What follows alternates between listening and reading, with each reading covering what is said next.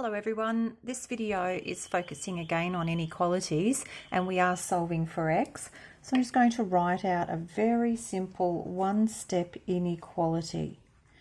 X plus 3 is greater than or equal to 12. Now remember that solving for x means that we want to get x on one side of this inequality and all of the numbers or the mathy things on the other side. And we usually put x on the left and all the numbers on the right, but you can do it the other way around if you wanted to, and sometimes you won't have any choice. Just another note, we're working on page 41 of the Pearson textbook. You can see that I've written that in my margin.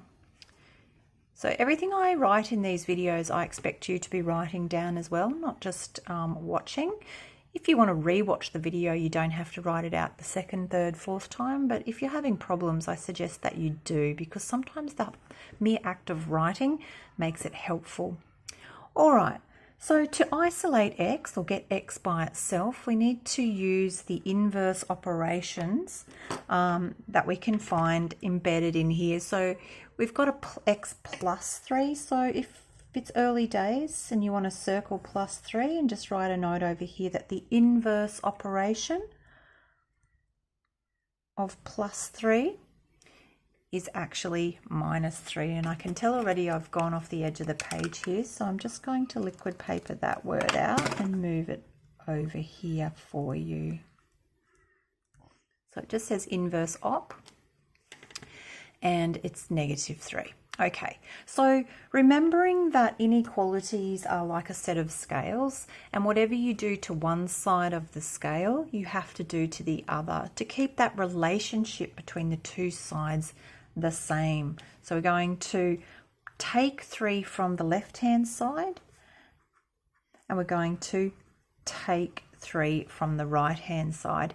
Now you might be thinking, Jane, I can do 12 minus 3 in my head. Why are you writing that? Why didn't you just write 9? Well, let's say, for example, that you're doing an inequality that's got much bigger numbers in it or negative numbers, and you're not crash hot with your mathematics.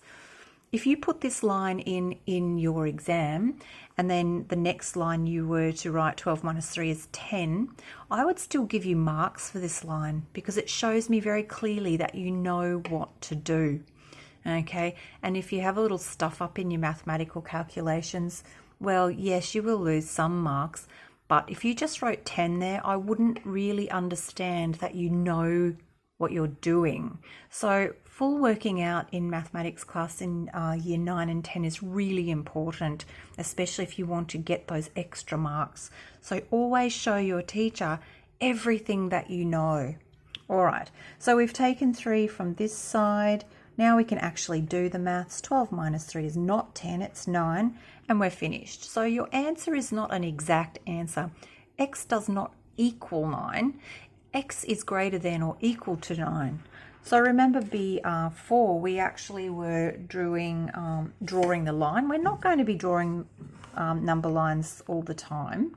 But if I was to draw a line for this guy, remember I would do it in red. I would put my arrows on because I want to show that this line is continuous, as in it goes on forever in both directions. And if we put 1, 2, 3, 4, 5, 6, 7, 8, 9, 10, 11, and so on. I made it a bit small there. Greater than or equal to means we would colour in the dot, and it's greater than, so with a ruler, and I'm not doing that, you would draw your line in there like that. So this graph shows that x, whatever that number is greater than 9, or it could indeed even be 9. It could be equal to 9, hence the coloured in dot. So I hope that makes sense, that this is not an exact answer. The answer could be 9, 9.5, 10.76, 11, 12, 497. It could be a million. We don't know, but we know that it's greater or equal to 9. Okay, let's move on and do one that's slightly more difficult. This is a two-step inequality. So 4x minus 3 is less than negative 7. It's a little bit more complex.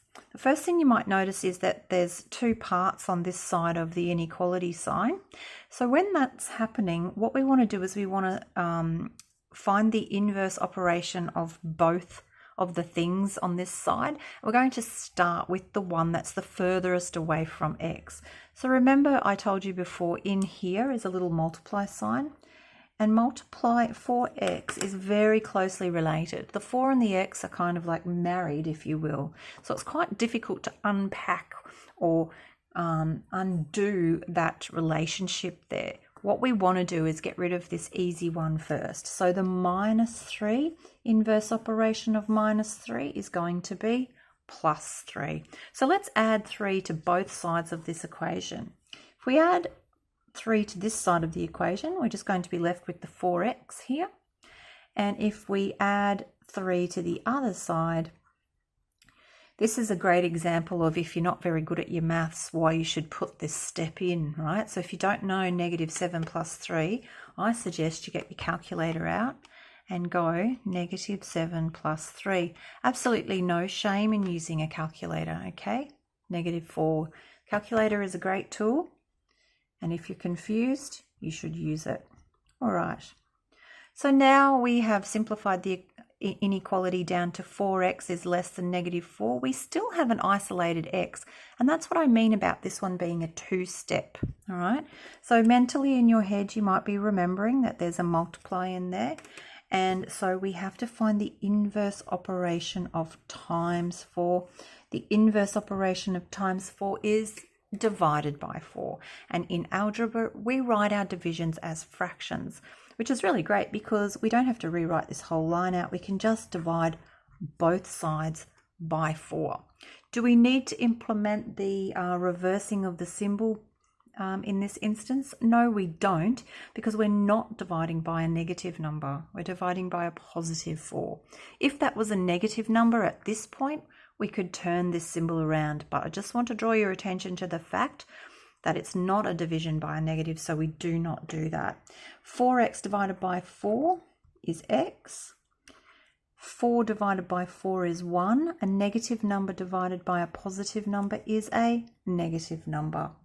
Okay, so your answer should be x is less than -1.